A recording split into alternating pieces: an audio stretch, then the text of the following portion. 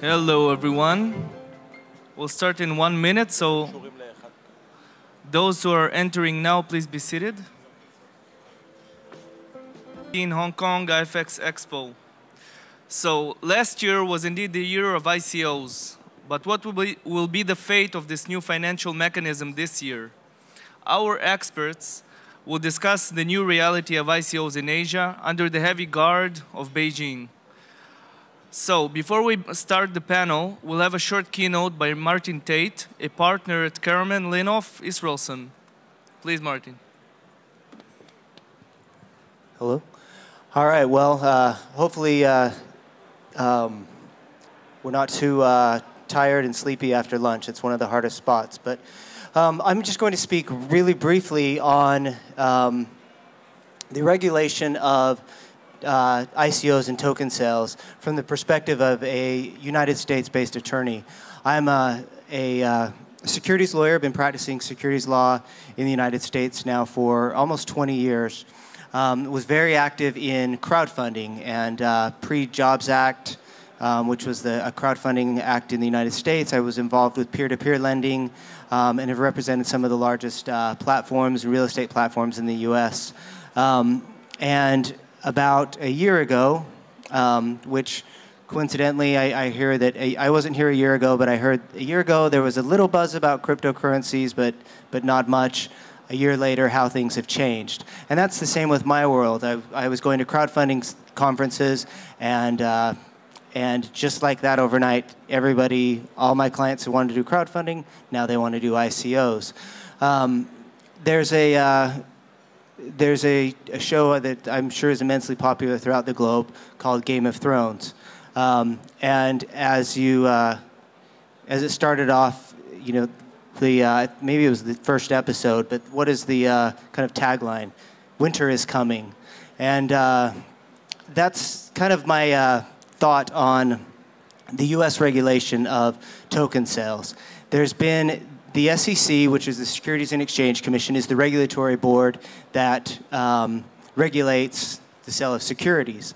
And like many regulators throughout the globe, they've sort of taken a back seat. They've watched what's going on. They've watched billions of dollars be raised. Last year, there was over $5 billion raised in ICOs. As I was just mentioning, I've been working with startups for my whole career, close to 20 years. I've seen some amazing companies in medtech, in innovative companies that struggle to go through these financing rounds.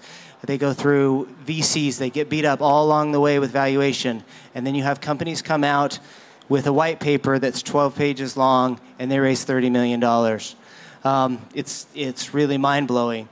And the SEC, the regulators in the United States have definitely taken note of this, and they've begun issuing slowly a set of statements that says, we're watching what's going on, we're aware, and we want to make sure that these token sales fall within the regulations that happen within the United States, fall within the regulations of the United States.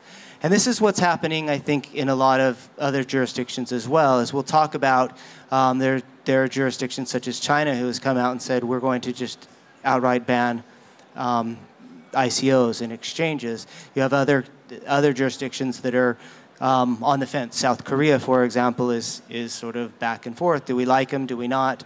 Even within the government, you get mixed messages.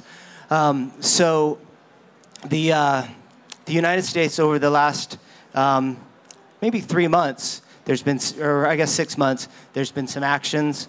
And they're saying, we're going to look at these ICOs. We're going to look at what you're doing, and we're going to see whether it falls within our purview.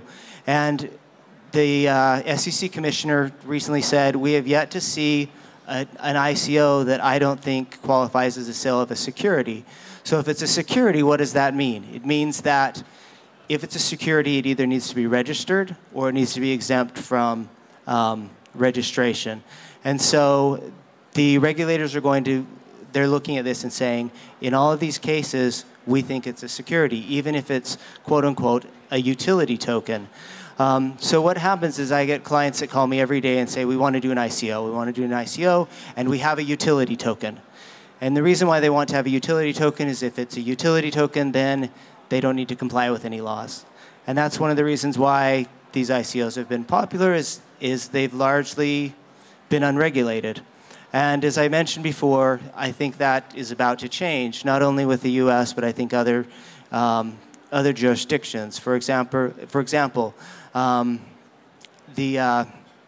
Gibraltar recently said, we're going to regulate these ICOs, and here's the set of regulations we're going to do it. The US is taking a different approach and not saying, hey, we need to, we're going to introduce new laws. They said, we're going to regulate these under the current laws that we have. Now, that's both good and bad. The bad of that is that we're regulating it under the law it's called the 1933 and 34 Act, laws that are almost 100 years old, laws that didn't contemplate distributed ledger technology. So that's the bad. The good is that there's 80 years of case law, 80 years of precedence to say, for us to use to know how to look at these as securities lawyers. I've talked to many people here. Last night I talked to people. It was an interesting thing. Somebody said, what do you do? And I said, well, I'm a lawyer. I'm from the United States. Their eyes glossed over. They said, well, why are you here? And I said, well, I deal a lot with ICOs. And immediately they wake up and they say, hey, ICOs, tell me about it. That sounds great. Last week I was in Miami. I was at a conference. There were, thousands of people there, 3,000 people there, and that's all they talked about. So although the regulations, like I said, winter is coming, there's still a lot of buzz, and I think that this will continue to grow. I think the takeaway to all of that is that as the U.S. steps up its position and says we will regulate these, I think that other jurisdictions will follow. I think that if you are interested in doing a token sale within the United States, which a lot of people just simply have avoided that market, that it will need to be regulated and it will need to fall within the registration or exemptions that are there. And based on that, I think that that's a good thing. I think that that will provide structure that's much needed. I think it will help avoid many of the scams that we've seen. As a securities lawyer, it's all about disclosure. And like I said, we've seen white papers that are 12 pages long and raise millions of dollars. That's fantastic if you're a company. If I can put together a 15-page document, put it up on a website and raise millions of dollars, I love it.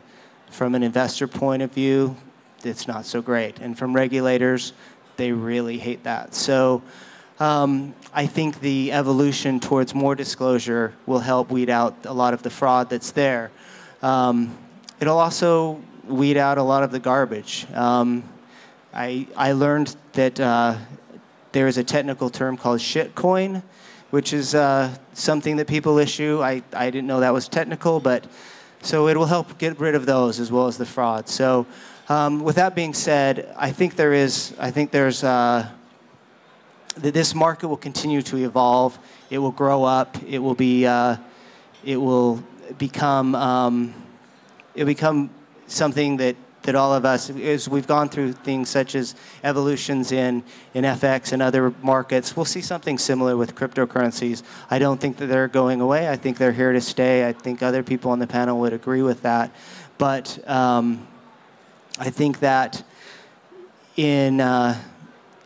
although that the regulations within the U.S. have, although we're using pre-existing regulations, I think that many countries, including the United States, need to grow up a little bit. We need to look and say, maybe instead of having the Securities Act of 1933, we need the Securities Act of 2018, something that actually deals with and anticipates blockchain and distributed ledger technologies, because these are innovative ways to raise capital. These are fantastic ways for companies to raise money for their ideas. And I don't think it should, the last thing we want is regulators to stop that. But in the meantime, we need to balance that with the interest of the investor. So with that, we'll open up our panel and Thank Go you, ahead. Marty. Can everybody hear me? Just doing a mic check. Okay. So thank you all for attending today. My name is Steven Itzakis with ForexBrokers.com.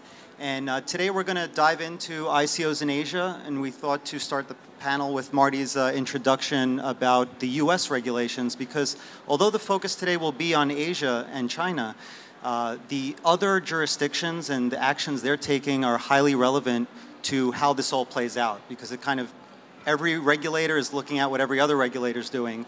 So as the need for best practices emerge from different trade associations and different jurisdictions, all of these factors will be relevant even to what happens in China eventually. So having said that, we're going to start at the end of the panel, and if everybody could just say their name, title, and company, and we'll just make our way down and begin.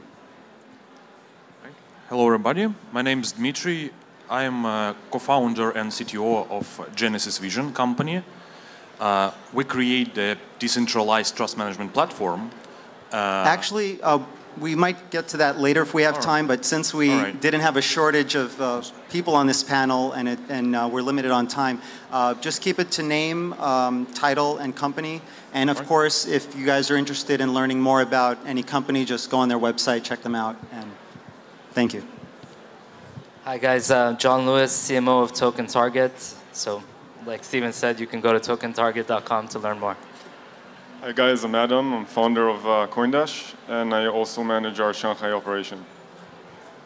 Hi everybody, I'm Tal Ron, Tal Yitzchak Ron from Tel Aviv, CEO and chairman of Tal Ron Drime & Co. We're a law firm. We also have a booth there with UPay card, and I'm really happy to see so many faces here. Thank you. Okay, yeah, Marty already introduced themselves. Hi, John Patrick Mullen from Trade.io. I'm an advisor for Trade.io, but we'll be actually setting up the Hong Kong office in the next couple of months as well.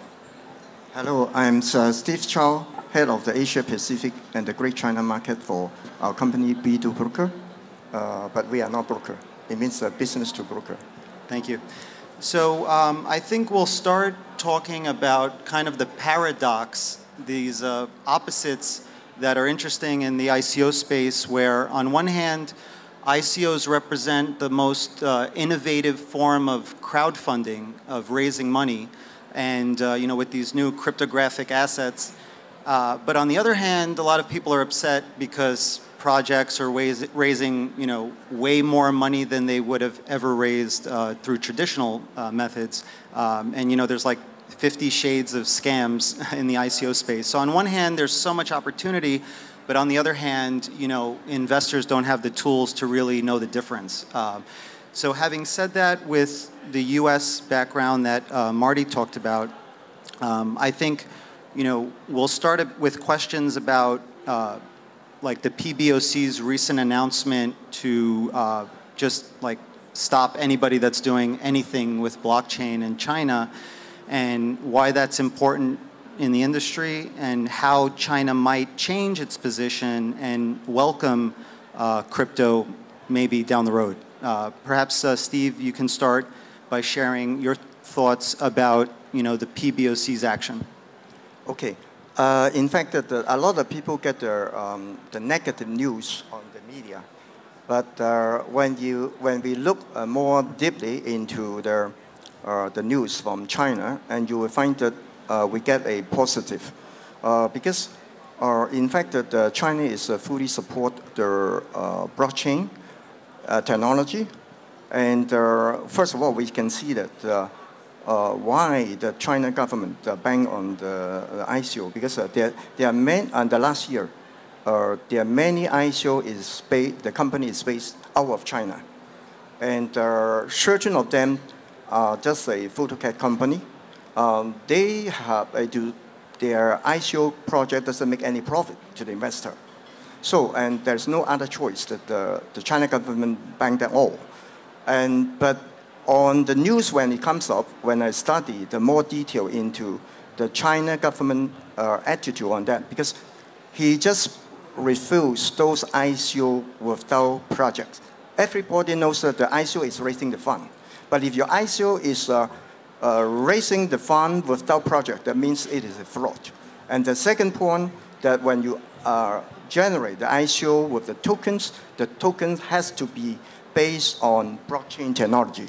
Otherwise, the government doesn't accept this one. So everybody knows about the China government buying the ICO, but in another way, we see that, in fact, the China government is supporting the ICO, but if you are doing the correct way. Okay, so John, Patrick. Yeah, I'd like to jump in there real quick. I agree with Stephen in the fact that China has been supportive of blockchain technology as a whole.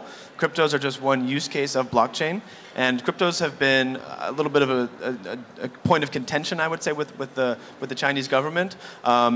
You know, that being said, I don't think they're fully, you know, out there to ban everything. Right. Perhaps the market there was just too wild because, you know, China has been like one of the leaders in alternative investments, and you know, the market for alternative investments was huge over the past, you know, 5 or 6 years. So it seems that these investors just flocked into crypto projects. Actually, and it got a little out of control. The statement that they came out with was not about banning ICOs, but illegal fundraising methods. So that included Ponzi schemes, pyramid schemes, etc. So it wasn't only meant to do ICOs. There was a lot of other illegal activity happening in the market. Marty, do you think we'll see similar draconian measures like in other jurisdictions, not just in the US perhaps, but other places where, I mean, we've seen in Korea, these type of banning actions. Do you think more of that's going to happen? Well, I think one of the issues that regulators are trying to address is there is what John just said. There's fraud. There's massive amounts of fraud, but there's also criminal activities. You have you know, terrorism and drugs, weapons. All of these things are they love cryptocurrencies, and so I think that as the regulators are trying to not only balance the interest of protecting investors, they're also trying to balance the interest of fighting such, you know, these types of things. So I don't know if the word draconian is correct, but I think you will continue to see people step up their efforts. I think it's taken regulators some time just to get their heads around this, and like I said, even in other jurisdictions, people are still, they're back and forth on a daily basis trying to understand how they're going to treat these activities. I agree. I think the industry kind of puts too much pressure on the regulators thinking that they have all the answers. Meanwhile, they're still trying to figure out, you know, and learn about blockchain technology. And I think that ties into the need for best practices to emerge. And I know, Tal, you've spoken about that. And how do you feel the industry could move forward, perhaps more AML, KYC vetting for projects, you know, to be more compliant? Exactly. Probably all of what you said now is if we take a look of what happened to the binary options industry, you know, if we as an industry, and all of the people here in the room are people part of the industry, we're all partners in the industry. If we act together and we start, I think the first step is to be self-regulated and have high standards of compliance. I think that if the industry will regulate itself wisely and earlier, I think that there will be less need for a very forced and very harsh regulation that will kill the industry and will probably send 80% of the people, whether it's ICOs or exchanges, to the garbage of the history. And I think, exactly as Stephen, as you said now, if as brokers we take care of a full KYC of people who do business with us, if we allow withdrawals fast, I think that it's the first time I heard an American lawyer, an American attorney use the term shitcoin. If all this shitcoin will be eliminated, I think that maybe the market will be a bit smaller, but it will be much more protected and will work much more better. So thanks for that feedback. I want to jump into marketing. I think that it ties into sort of the best practices because a lot of token sales are preying on the weak with marketing tactics, and the regulators are also looking at that and saying, oh, you're marketing this utility token like a security.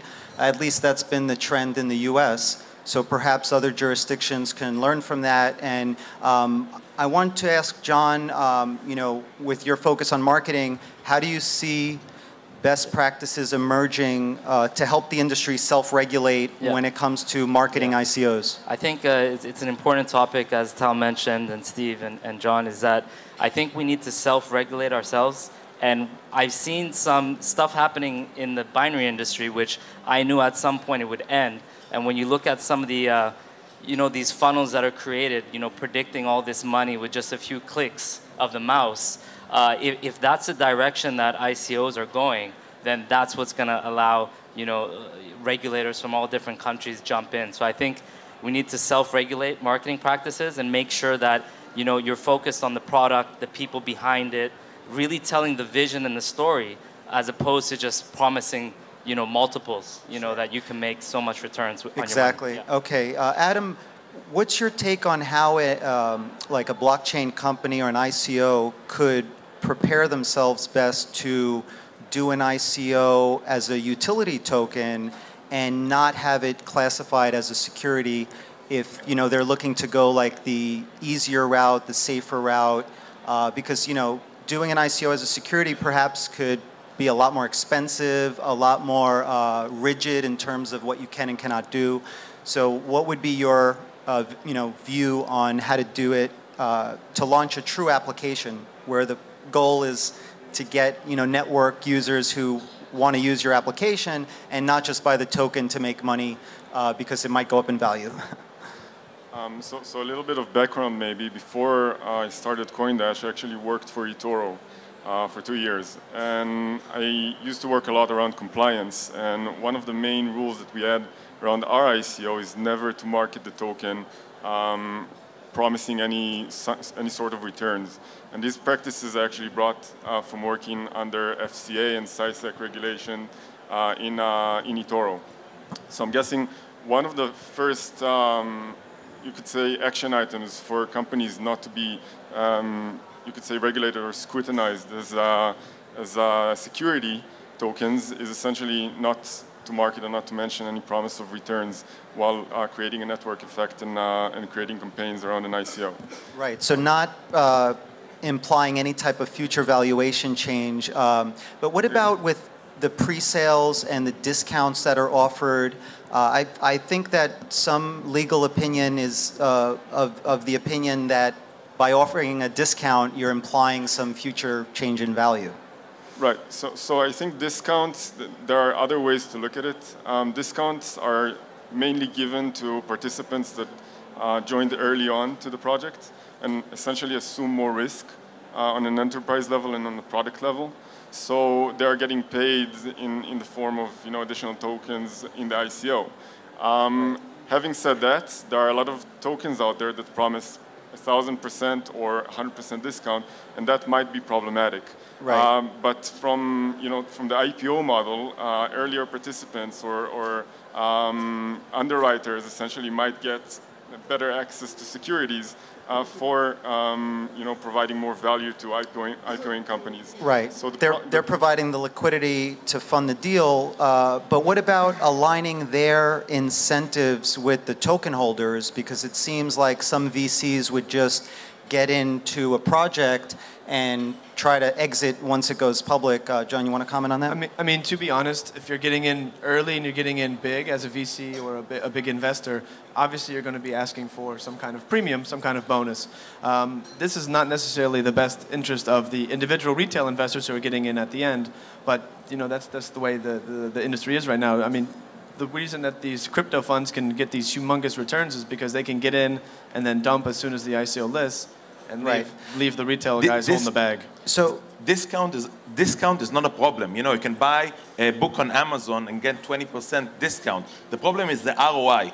If you market, and John in some of his very effective campaigns, okay? If you say it's not your liability, but if some of the client, right, ROI 161% in a month, that's effectively marketing is security. Sure. Okay. I'd like to ask Dimitri, what's your take on how to align the interests of the pre-sale investors, VCs, with the future token holders during the ICO so that the VCs don't just dump the coin, maybe putting lockup restrictions, things like that. What is your take on maybe the technology that can be used, on the protocol level, the application level, to achieve that?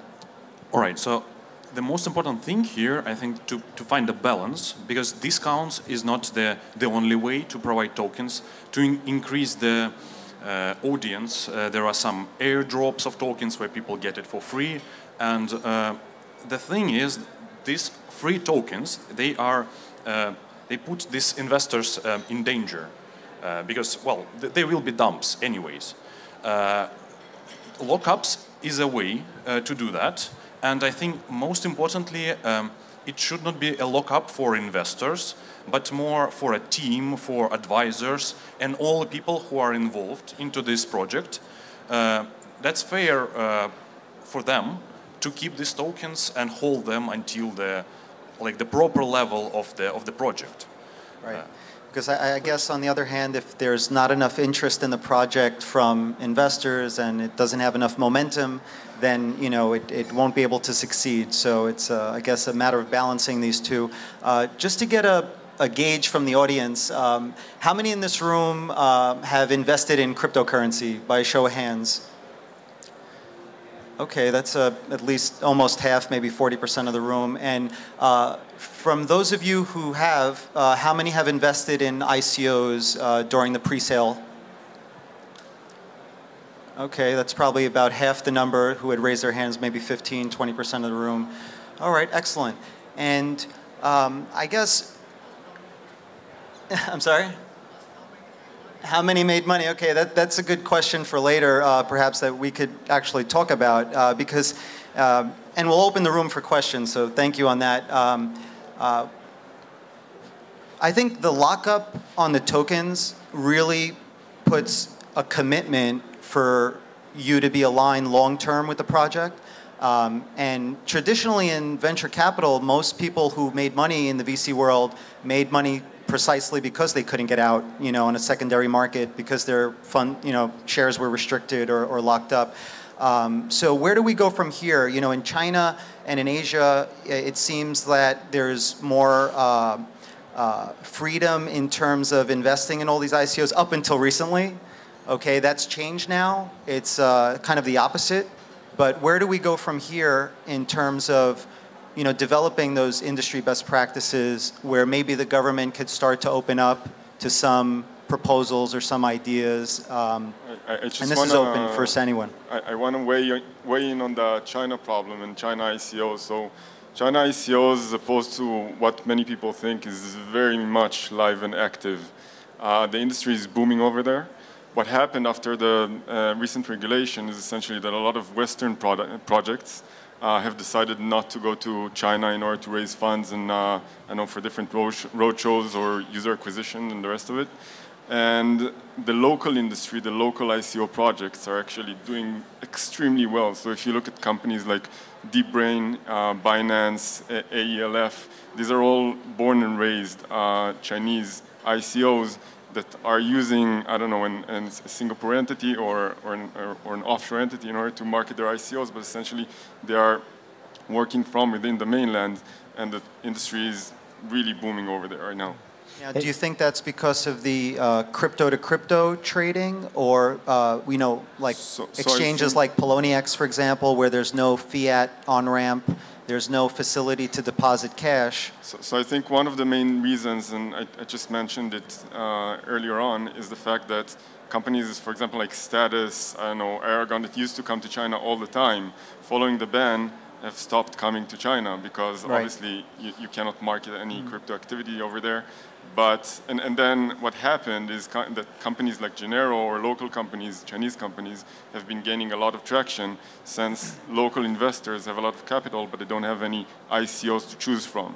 Now, our company, for example, we're one of the only ICOs that actually had a physical office in China, even before our ICO and up until today. So I've been leaving this space for the past year, and it's booming. I mean, John, you want to add another element of another wrinkle of the China story is that you don't really need a fiat to crypto on-ramp because you have things like local Bitcoin, local Ethereum, and you can actually just sell and buy cryptos over WeChat. I'm in several WeChat groups where people are selling and buying Bitcoin using Alipay, using WeChat Pay, and it's happening all the time. Do you think that accounts for a lot of volumes in Asia, since at least in China, yes. everywhere else it's restricted in for China, yes, China? for sure. Excellent.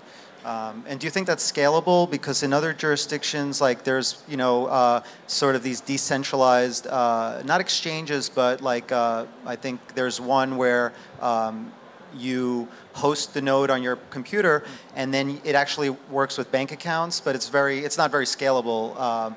And I think this segues into maybe our next topic about decentralized venues, you know, decentralized exchanges. This is another big theme in the industry that's becoming important, because ICOs will try to list their coin somewhere once they raise money, and one place could be like a DEX, a decentralized exchange. What are your thoughts about that? I mean, I think decentralized exchanges are really great in practice for the crypto community. That being said, they don't really function all that effectively and efficiently. Have you seen Ether Delta, which is one of the main decentralized exchanges, has been hacked. People are selling fake tokens. There's all different kinds of illegal activity happening on there. It really kind of goes against a little bit the ethos of what blockchain is all about, but at the same time, you need efficiency, you need safety, you need security. So we're not there yet with we're decentralized. definitely not there yet. Okay. Marty, do you have any thoughts on decentralized venues? Because essentially, if liquidity flows to these venues, it may be hard even for the regulators to regulate a venue that nobody owns, that's kind of distributed. Again, if we could overcome the challenges, like John Patrick mentioned, with the DNS hack at Ether Delta. Well, I think that's one of the scary things about this industry is just that. I mean, if an exchange becomes decentralized, again, I think there has to be accountability. And perhaps there will be popularity with that or traction to it, but myself as an investor, I would be leery of that. I know that, again, and I'll come back to things that I'm seeing as far as best practice, but in the United States, there's actually a company called T0, which is a subsidiary of Overstock.com. They plan to have the first regulated tokens or security token exchange. So for those tokens that actually go through a registration process, whether it's in the United States or otherwise, and other tokens, there'll be a central exchange that's regulated, which I think makes a lot of sense. It will encourage people to go through the right steps, and it obviously encourages increases investor protection as well. So you think that it might be safer for the community to use existing framework and legal venues like, I think they're registered as an ATS, an alternative trading system, and use the existing laws and existing framework and find a way to leverage that. And I think we're seeing that on the crypto side as well, with some, you know, like half of the brokers I've reviewed on forexbrokers.com offer crypto as a CFD. A few of them offer the underlying as well. Dimitri, what are your thoughts on, you know, ICOs who raise money and then want to list their coin on an exchange, either choosing, you know, a Binance or a regulated crypto exchange or a decentralized venue? Because I feel these choices affect, you know, other factors like whether the coin might be dumped or, you know, how the market making will happen for the coin's liquidity. Yeah, of course, the listing of the token is essential for its value. But I think that you should, again, keep the balance here because, well, your token will be listed on Ether Delta anyways. So that's what happens with most, especially ERC20 standard tokens. But speaking about the centralized exchanges, it's become more and more tricky because, well, that's a business, that's a company, and they can make some offers for you for listings. They make money on that, on commissions, on listings, and on each stage of the project, you should keep in mind what real volumes you need, what liquidity you need for a token to operate on a current stage. So if your token is not used in a platform yet, it's just a speculation, for example, for now, because your project is still under the development, well, then probably you don't need to be listed on all exchanges, and this is simply unnecessary because you won't use this liquidity. That's fair. Yeah, I would agree that liquidity is obviously a significant issue for traders, particularly on a lot of these exchanges. And I think with a decentralized exchange, sometimes you're just going to be lacking that liquidity, and the bid order matching is going to be difficult. I think one of the things that our company is doing is kind of having a mix of a centralized and decentralized elements. So we're a centralized exchange with a decentralized liquidity pool. So I think that's something that could also become somewhat of an industry standard as well. And it seems that liquidity is always going to be sort of limited just due to the nature of crypto and limited supply. And arbitrage is prevalent as well in the industry. Some people frown upon that. On the other hand, exploiting that arbitrage can help the market become more efficient. But I feel this also ties into the pump and dump that's happening. And that's giving the industry a bad name. Where could best practices emerge perhaps there? Steve, do you want to add to that? Yes. I would like to talk about the cryptocurrency liquidity. In the stock exchange market, there are the exchange, and then the second level, we do have the stock exchange broker, and then to serve the retail investor. But in the past, that in the cryptocurrency, you will find that there's only exchange and also the retail investor. In fact, there is no broker. But on last year, already the market has changed.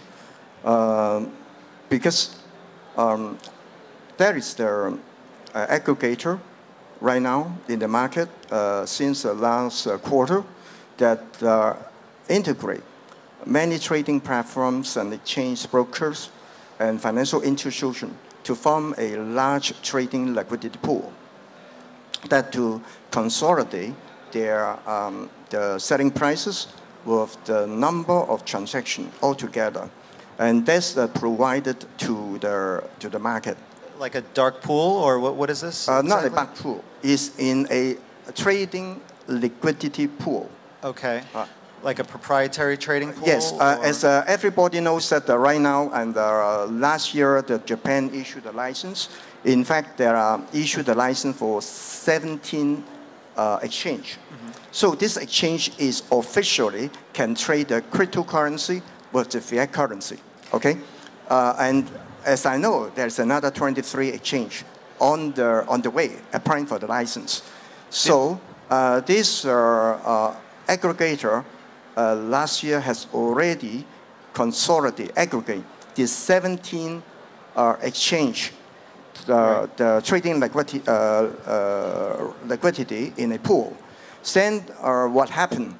Because this will give the world, the market, this liquidity, and even for the exchange, they are not just selling or trading their own exchange orders. They can exchange with others too. Exactly. It sounds like kind of what happened in the FX market with prime brokerage liquidity is kind of happening naturally in the crypto markets. Even look at the confusion. That's exactly, it shows and demonstrates the confusion. Like Gibraltar, until the end of 2017, was probably the best way to go for crypto licenses if we put the US apart. But now everybody's speaking about Estonia, and they have something really from the last month, like a crypto license, and that shows exactly the confusion and what can be the result if we won't have a way to work and to regulate. And Estonia is starting; it's part of the EU, and if you see it, there's lots of links of many ICOs and crypto exchanges, and even companies who send feeds to Estonia, and it's very interesting. I really recommend. I think that's a good point because a lot of ICOs. Will sometimes choose jurisdictions where there might be some tax efficiency, but then there could be other jurisdictions that they operate out of where they might have an ultimate tax liability.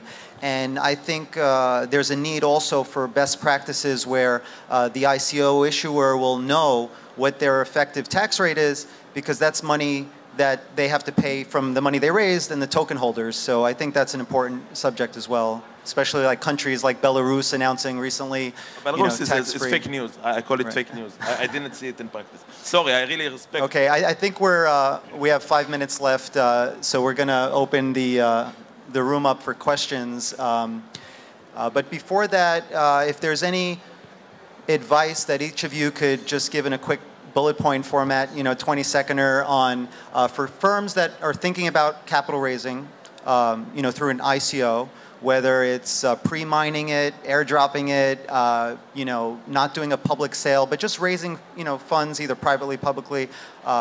What is your best advice to them, given the current situation, globally, regardless of their jurisdiction or in China?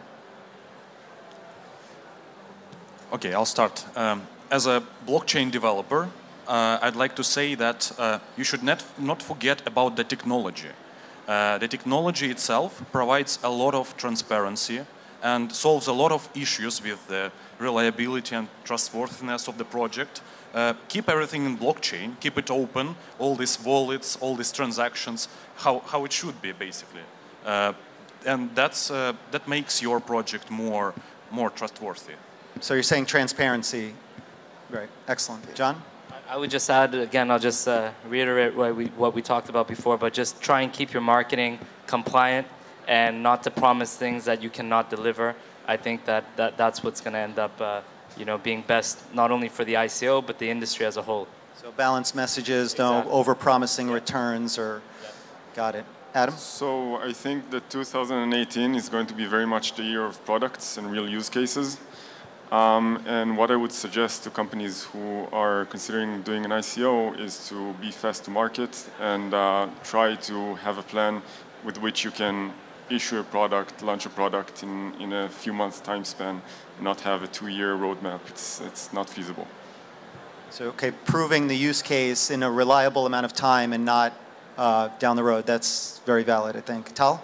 A part of giving the obvious value to the investors or to the clients, probably the terms and conditions should be written nicely, not copy-pasted from other ICOs that you saw, and make sure that everything is fully compliant. That's a great point. I think with the SAFT agreement in the U.S., that was a big problem. People were just copying the SAFT agreement and using it and relying on it too much without getting proper legal counsel. So, Marty? Yeah, so I think that we can be reminded that the token sales originally started as a way to fund these small projects. The tokens had a utility within that ecosystem, within the blockchain. I liked what Dimitri said. Let's not forget about the technology. I have clients that call me all the time and say, this is what we want to do an ICO, and they don't have blockchain technology. They shouldn't have blockchain technology. They're selling, widgets. They're selling bicycles. Literally, I had a client call and say, a bicycle company that says, we want to do an ICO. But it's now become a way to raise capital. And I guess my advice would be, if you're anywhere within that food chain, whether you're an ICO, an issuer, a marketer, a promoter, a broker, dealer, that you are compliant, that you are doing those things that both, as said before, that you're self-regulating, but you're also making sure that you're compliant within the jurisdictions where you're offering those sales, because the long arm of the law is reaching. There was somebody that was arrested in Greece. Right. Don't just add blockchain to the end of your company name like yes, Kodak exactly. did, or Long Island blockchain. Yeah, exactly. There was a warning issued yesterday that I think they're coming after them. So good advice. Yeah, I mean, I can only agree with what they said about that. And there's going to be a lot of reverse ICOs in 2018, which is existing companies doing an ICO to raise funds. So make sure that you actually have a use for the blockchain in your company business. And then number 2, security, security, security. You've seen a lot of breaches, a lot of hacks. Make sure you get that right, or you're going to be putting your investors at risk. Definitely a need for best practices there on the custody and like the recent hack with IOTA, where the random number generator wasn't truly random. That's a risk that could be prevalent across wallets. So that's a very valid concern for the industry, for sure. Steve? So I would like to share one news with all of us. January 2018, in the World Economic Forum, from over 30 countries forming the Global Blockchain Business Center, a council, that China take the leading role to bring all these council members together to advance the global understanding of the blockchain technology, and also to find out a mutual understanding how to regulate for the future blockchain development, and also for the cryptocurrency and the ICO. That's happening now in Davos. Yes, and I think this is a good point. In this month. Right. Yeah, I think that's key because the G20 is going to talk about crypto regulations and propose them, and along with the U.S. SEC and CFTC just issuing a joint statement. It seems like there's going to be some coordinated regulatory progress, hopefully for the greater good that helps the industry. So having said that, thank you everyone, and now we could open it up for questions. So if any of you have any pressing questions, please. I guess we just need a microphone.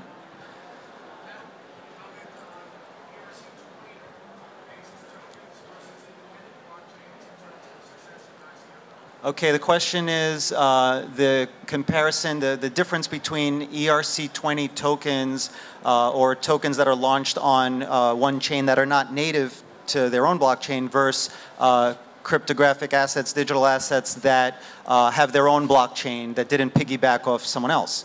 So who would like to take this question? I can add a comment. I mean, I think it's an interesting element to do an ICO on a different blockchain. For example, a lot of people have flocked to Neo, the Chinese golden child or best son, to do ICOs, and they've had successful ones where they got whitelisted and oversold very quickly, oversubscribed very quickly. But you haven't seen too many Neo tokens, raise significant amounts of money and then jump into the top 10 like Neo has. So you have to take you're taking some risk, I think, by not necessarily doing it on Ethereum blockchain. It's just it's simpler if you can raise in Ether, I think. Everyone has Ether, not everyone has Neo. Okay. Anyone else on that question? As far as I mean, everything's a fork of the Bitcoin primordial, protocol. So I guess, every crypto out there is either piggybacking off someone else or some variation of the first one. But Dimitri, do you have thoughts on that? Yeah. So one important point is how this token will be used for your project, because there are projects that require high scalability, for example, and then ERC20 token just won't work because Ethereum has some problems currently with that. If it's not an issue for a project, then I think it's a good idea to go for a most standard thing. And it sounds like also that this is also a question of the difference between protocol development versus application development. So a lot of tokens like ERC20 tokens, they might be application tokens, but some of them also could be trying to launch their own protocol variation off Ethereum. So I think we have, Adam? There's something I want to add about this. The word piggybacking, I'm not sure it's the correct terminology, because essentially ecosystems like Ethereum or Neo or Qtum were created as liquidity pools for other companies to build decentralized applications on top of. So the Neo Foundation and the Ethereum Foundation definitely do not need $80 billion for doing whatever they do and solving the problem of scalability, but they do need dApps and use cases to be developed on their ecosystem. It's like having Windows without having, I don't know, Word and Skype. Nobody will use it. So you're saying that somebody could launch on Ethereum like kind of their own version of Ethereum, where on their product, which again piggybacked off Ethereum, let's just use it for a moment, after they launch their product, they're like their own Ethereum and they could launch other applications on it? Is that what you mean? No, it's definitely not what I'm saying. What I'm saying is Ethereum is essentially an ecosystem, right? Right. You could say it's an operating system for people to develop decentralized applications or application use cases. It's agnostic to the application. It's neutral. Essentially, yes. So when I'm developing, let's say, my project, we are an ERC20 token. We never thought of piggybacking off any blockchain, but essentially we viewed Ethereum as a liquidity pool, which invites projects and companies to raise money from this liquidity pool and create use cases. Sure, easier to raise money there. Will make more people use Ethereum, and by that will create more demand for Ethereum and validity to the ecosystem. I think back to the question, perhaps many investors are concerned that some project was just easily launched on Ethereum and there's really no substance behind the technology. That could be one concern, but I think it also depends on the utility, as Dimitri mentioned, and how how much, how useful that token is within the platform or product. Just a really small comment about that. Sure. Right now, the biggest use case for the Ethereum network is ICOs and ERC20 tokens, by far the biggest. So without that, I'm not sure like the whole ecosystem would have risen to the level it is today. Absolutely, absolutely, yeah. It's like an accelerator for ICOs. And that's kind of what the whole industry is. ICOs in general are an acceleration of, investing into the blockchain frontier and pushing this whole industry forward. So that is it. Thank you everybody for your time and for joining us today. And until next time, we'll see you next year. Thanks.